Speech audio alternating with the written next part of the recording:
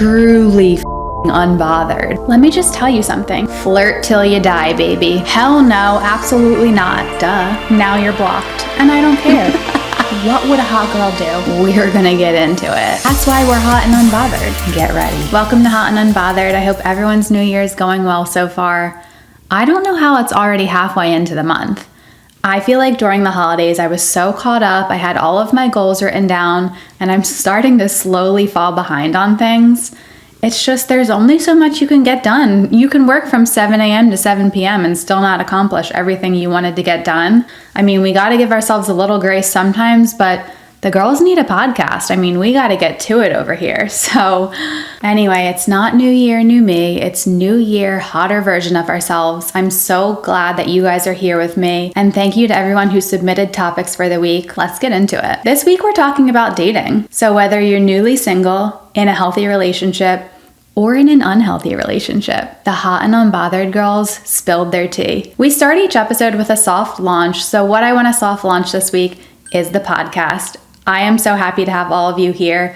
I'm overwhelmed with the amount of support that I received. I just appreciate that so much. I'm just so excited for this and so grateful to have you guys here. So thanks again. Okay, so let's get into some of the things you guys wanted to talk about. Thoughts on Alix Earle and Tom Brady. Okay, first of all, I don't know them. I don't really care too much about like what other people do with their lives. I like her. I actually feel like she's more relatable now than she ever was in the past. We're just two left-handed Sagittarius girls from New Jersey with bunions. I was always the friend who was overdressed at every little bar in New Jersey. I was a hot mess when I was her age. And I just like her. Like, I like watching her videos. So she can do no wrong. She's just a girl.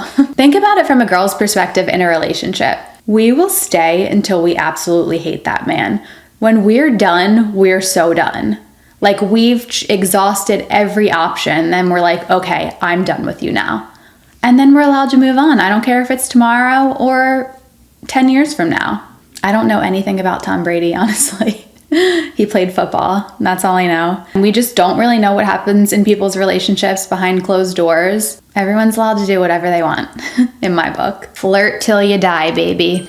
Okay, next. Fuck, marry, Tom, Braxton, Alix.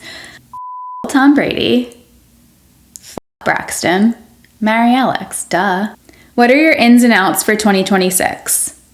I feel like I did so much work last year in 2025 that there's not anything I really want to get rid of this year. Like, last year was the year of shedding and self-improvement, and I've done so much that like I don't have any big changes to make this year. Like, this is the year I just want to do shit. I guess fashion outs. I don't feel like there's a need to follow every single trend. It's more about like dressing for your body type. So I guess in is dressing for your body type versus following trends. An out would be overconsumption, just like fashion and makeup. And I'm really into rotating like the same 5 to 10 pieces for each season. So like you've seen me wear this before. I have no problem wearing it again. I love just like investing in good pieces and wearing them in different outfit combinations. Same thing with makeup. Like, people will say, oh, you don't need 5 Summer Fridays lip glosses, and like same thing with the Rhode glosses or the Rhode peptides. No, you don't need 5, but like I have 1 for my car, 1 for my desk, and 1 for the house. I'm not an overconsumer, but I'm not a minimalist. I'm just like a regular consumer, and I'm fine with that. One more out for the year is people pleasing. I guess I was doing it and I didn't know. My therapist just told me, so we are working on that this year. Again, ins I kind of already mentioned, but dressing for your body type, therapy, and self-love. I just learned self-love last year. I mean, damn, it took 35 frickin' years. I remember thinking about like how other people, my friends and stuff, were like so confident and like had this self-love. And I could not wrap my head around how people love themselves. Or even like what they saw in me. I'm like, why do you, and now I don't feel that way anymore, thank God. Like, it took a lot of work, but this year is going to be a whole new level of self-confidence and self-love. Truly unbothered. Get ready. All right, so let's get into our advice section. This is called Advice You Didn't Ask For, because I'm going to be brutally honest with you and give it to you straight. and you might not always like what you hear around here. First is why buying things for just one event or occasion should be out in 2026. And I like this one. Kind of like I said with I'm wearing this outfit several times. Whether it's a basic or it's a statement piece, why wouldn't you wear the same thing to multiple events? I mean, there's different ways to style things. Think about how many different ways you can wear the same black dress. Even if it's that yellow feather top that I have, I've worn that 3 or 4 different times, and each one's a very, very different look. If you're watching on YouTube, I'll pop some of them up on the screen here because I know that there's different ways to style things where it's a completely different look. If you have any specifics, feel free to message me and ask, like, what are the different ways I can wear this? Like, I have a couple different events, and how can I style this outfit in a couple different ways so it looks completely new? But there are ways to do it. So there's no reason to be buying something new for every single event. Definitely wear, like, the good pieces that you have over and over.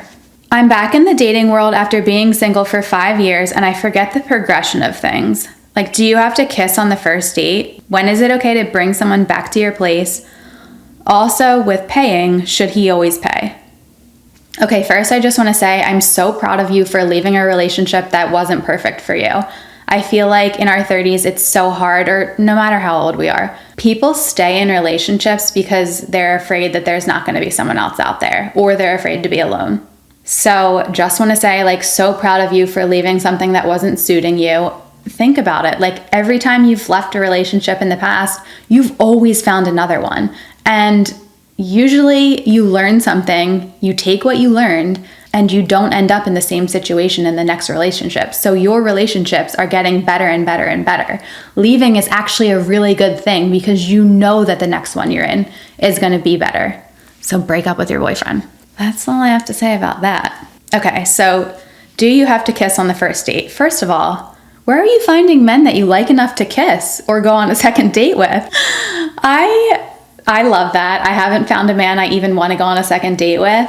Even if you like them, I don't think you have to kiss on the first date. Like, I've been in situations where, like, I like the guy and it's just kind of awkward. I have, like, my leftover to-go box in my hand, and, like, if they're not coming and making a move, we're probably not going to kiss. That doesn't mean, like, you don't want a second date. I don't feel like you have to kiss on the first date unless you really want to. Unless you're, like, having fun and flirting and you want to kiss, then do it. But I feel like if you do like them and you want to see them again, you can just let them know, like, had a good time with you. Usually I let them text first and tell me that, but, you know, you can make it known that you do want to see them again, and then you can kiss the second time. When is it okay to bring someone to your place?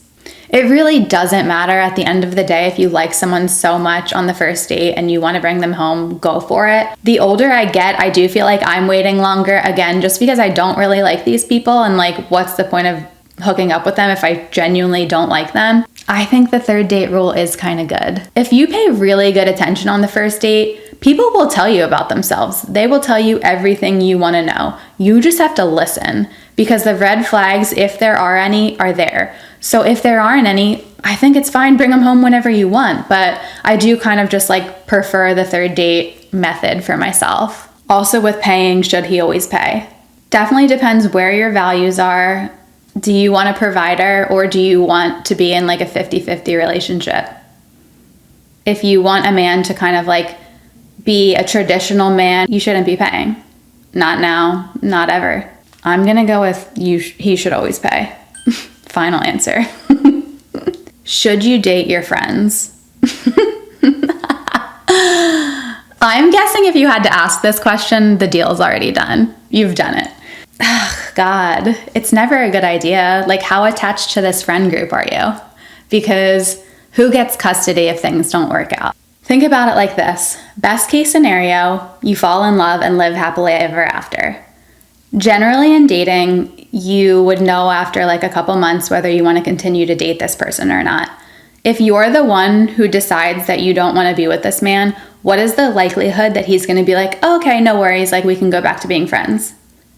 Please, with their egos, I mean, I hope that doesn't happen for you, but it's hard. Like, your friends, they're so cute and nice. It's just like you love them. I get wanting to date them. The good thing about your friends is like, you know what they do on the weekends, you know how they talk about women, you know how they treat you. And of course, like you can have crushes on them, but I don't think that dating them's the best idea. Listen, you can always make new friends. All right, last one for today is how to deal with not having a man in your 30s. How do you deal with having a man? I mean, it is great not having one, for real. No, I understand like where some women are coming from, where if you wanna settle down and have kids, that's not a priority or a value for me. But I understand where you feel like you have to find someone, date for a couple years, get married, and then have kids. And it really doesn't have to be like that. I know that they say this all the time, but like you really do have to trust the timing of the universe or whatever you believe in.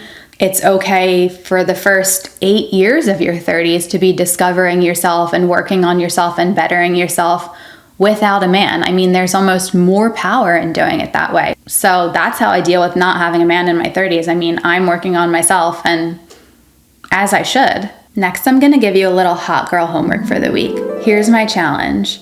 In the next month, I want you to repeat one of your favorite outfits. What I call my favorite outfits, by the way, is my hot girl uniform. I'm doing like mini skirts and bodysuits. How many different times can I style that? So that's what I want you to do. Pick whatever it is, whether you love a little black dress or jeans and a tank top. Wear the same outfit 3 different times, styled 3 different ways, and I know you can do it, but obviously, feel free to message me if you have questions. Like, I would love to talk about different ways to wear certain things. That is my homework for this week. Before we wrap things up, let's do a little dressing for the plot. This is where you give me the situation and I tell you what to wear for it. What are you guys doing this week? A kid's birthday party in the afternoon and dinner and drinks with Bae afterwards. Okay, this is fun. So you kind of have to be slightly appropriate for a kid's birthday dinner and then date night after. A really cute winter weather outfit I've been loving is bodysuits and fun pants. So like leather pants, cargo pants, jeans with like a million pockets on them. Do some type of situation with that with a pointy toe boot. So it dresses it up a little bit.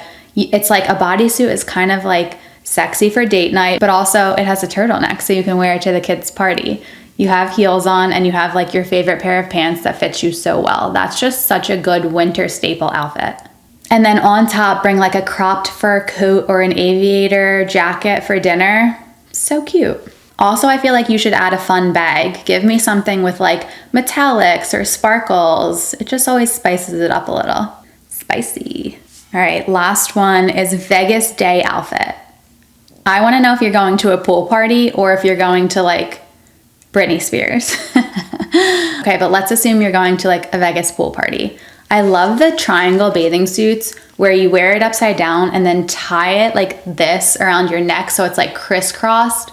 Let me like try to put a picture in on YouTube so you can figure out what the hell I'm talking about. Just a regular like skimpy bottom. And then I've been loving like the netted cover-ups, almost with fringe on the bottom. It's like a scarf, but you can also wear it as a cover-up.